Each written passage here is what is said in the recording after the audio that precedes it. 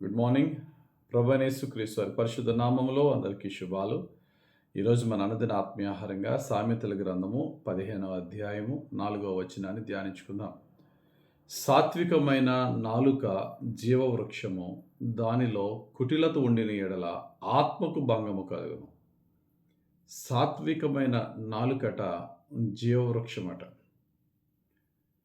మన హృదయంలో ఏదైనా ఆశించినది నెరవేరితే అది మనకు ఒక జీవవృక్షంలా ఉంటుంది. సిద్ధించిన మనోవాంఛ కూడా జీవవృక్షం అనే మహాజ్ఞాని సొలొమోను చెప్తున్నాడు. జీవవృక్షం అంటే జీవవృక్షం నిత్యము ఫలించేది. బైబిల్ గ్రంథంలో ఏదేనో తోటలో ఉన్న జీవవృక్షము, అలాగే ప్రకటన గ్రంథం 2వ అధ్యాయం 7వ వచనంలో ప్యారడైజులో ఉన్న జీవవృక్షము, అది నిత్యము ఫలించేది కనుక నిత్యము ఫలాలు ఇచ్చేది. అలాగే దేవుని యొక్క మాట, జీవపు మాట మన నోటి నుండి ఎప్పుడైతే సాత్వికమైన మాట, దేవునికి ఇష్టమైన మాట వస్తుందో మన హృదయం ఒక జీవవృక్షంలా మారిపోద్ది. అంటే ఎప్పుడు కూడా మనం ఫలాలు ఫలిస్తూనే ఉంటాం అన్నమాట. కనుక మన నోటి నుండి వచ్చే మాట హృదయ స్థితిని బట్టే ఉంటుంది. కనుక హృదయాన్ని కాపాడుకుంటూ మన నోటితో ఎటువంటి మాట రావాలట? సాత్వికమైన మాట. సాత్వికమైన మాట అంటే ఇతరులను ఒకవేళ వారి బ్రోకెన్ స్టేజ్లో ఉంటే వారిని బలపరిచే మాట, విరిగిన హృదయాలను కట్టేలాంటి మాట, గొడవలను తగ్గించే మాట, ఇద్దరి మధ్య సమాధానాన్ని కల్పించే మాట, అలసిన ప్రాణానికి నెమ్మదినిచ్చే మాట, కన్నీటిని తుడిచే మాట, డిస్కరేజింగ్ స్పిరిట్లో నిరాశ నిస్పృహ గల ఆత్మతో ఉన్న వారికి ఓదార్పును, ధైర్యాన్ని, మరలా నేను సాధించగలనని ధైర్యాన్ని ఇచ్చే మాట, ఒక వ్యక్తిలో విశ్వాసాన్ని బలపరిచే మాట, దేవుని వైపుకు బలించే మాట, అది సాత్వికమైన మాట.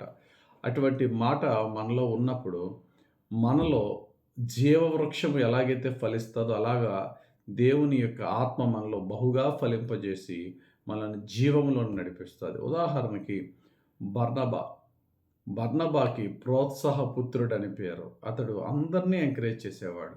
సౌలు పౌలుగా మారినప్పుడు సంఘమంతా భయపడింది సౌలుని అంగీకరించడానికి. కానీ బర్నబా సౌలుతో మాట్లాడి, మరలా అదే బర్నబా సంఘంతో మాట్లాడి సౌలుని సంఘాన్ని మరలా జతపరిచి సమాధానపరిచి సౌలుని బహుగా సేవలో దేవుడు ఉపయోగించుకోవడానికి సంఘాన్ని సౌలుతో కలిపింది, సౌలుని సంఘంతో కలిపింది బర్నబా. మన మాట అటువంటి మాటగా ఇతరులను సమాధానపరిచే మాటగా ఉండాలి. స్త్రీలు ఎక్కువ, మరి ముఖ్యంగా స్త్రీలు తమ మాట్లాడే మాటల్లో కొండములు ఉండకూడదు, మిత్రభేదం కలిగించే మాటలు ఉండకూడదు, సమాధానం కలిగించే మాటలు ఉండాలి. ఒక్కొక్కసారి భర్తలు మూర్ఖులు అవుతారు, కానీ భార్యలు మీ యొక్క సాత్వికమైన మాటతో కుటుంబాన్ని కట్టుకోగలరు. బైబిల్లో నాబాల్ అనే ఒక మూర్ఖుడు ఉన్నాడు. తనకి అబీగయీల్ అనే సాత్వికమైన మాట్లాడే భార్య ఉంది.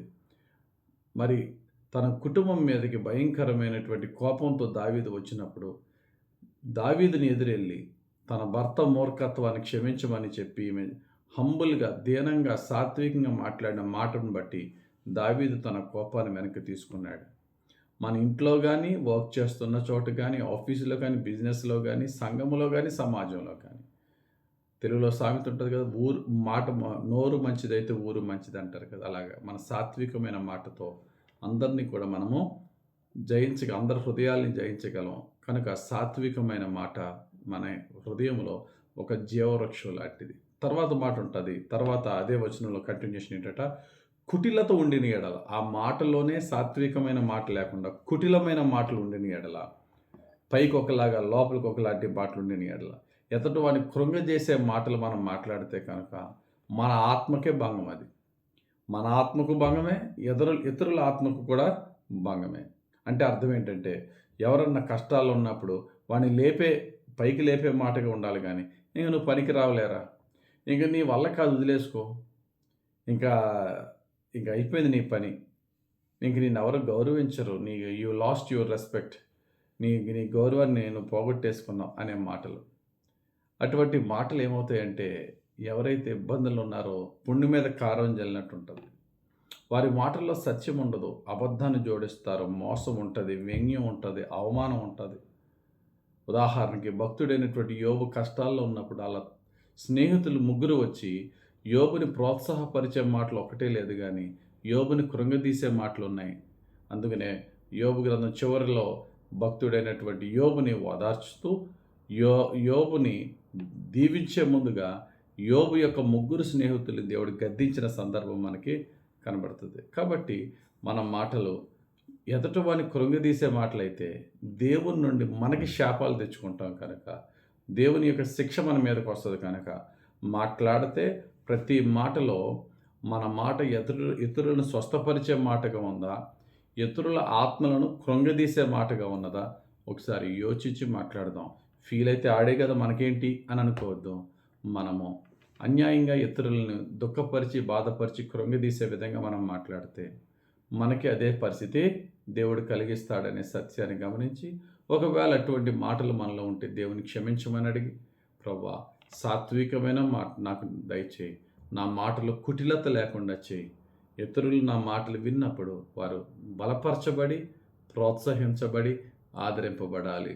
నేను నీ ద్వారా ఆదరింపబడాలి. అట్టి మాటలు నాకు ఇవి ప్రభు అని యేసయ్యని అడుగుదాం. యేసయ్య ఖచ్చితంగా ఆయన మాటనే మనకిస్తాడు. దేవుడి మాటలు దీవించి మనందరి జీవితంలో యేసయ్య నామములో ఫలింపజేయునుగాక. ఆమేన్. పరిశుద్ధుడా, ప్రేమ కలిగిన తండ్రి, మేము మా కుటుంబాలు మాట్లాడే మాట, యోచించే ఆలోచన, అయ్యా ఆశించే మా హృదయం నీ దృష్టికి అంగీకారంగా ఉండుటకు అయ్యా మా మాటలలో నాయనా నీ యొక్క సాత్వికము ఉంచండి. ఏమాత్రము కుటిలతకు చోటు లేకుండా చేయండి. నీ యొక్క జీవవృక్షాన్ని మేము కలిగి ఉండేలా చేయండి. అయ్యా నీకే స్తోత్రాలు చెల్లించుకొనిచున్నాం. ఈ ఉదయకాల సమయంలో మా యొక్క వాక్య ధ్యానం ప్రకారంగా మేము ఎక్కడికి వెళ్ళినా ఈ దినమున మా మాటలతో నిన్ను మహిమపరచాలి, ఇతరులను బలపరచాలి, మేము దీవింపబడాలి. అట్టి మాటలు మాకు దయచేయమని, అయ్యా పరిస్థితులు ఎలాగున్నా దుర్మార్గుల మధ్య, దుర్మార్గంగా మాట్లాడే వారి మధ్యనున్న మా సాత్వికాన్ని మేము కాపాడుకునే భాగ్యం మాకు దయచేయమని యేసుక్రీస్తు ప్రభు పుణ్యనామంలో ప్రార్థించి వేడుకొంచున్నాం తండ్రి. ఆమేన్.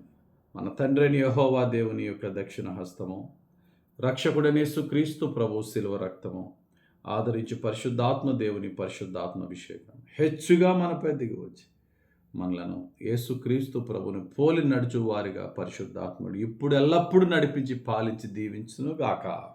ఆమేన్. God bless you. Have a very blessed day.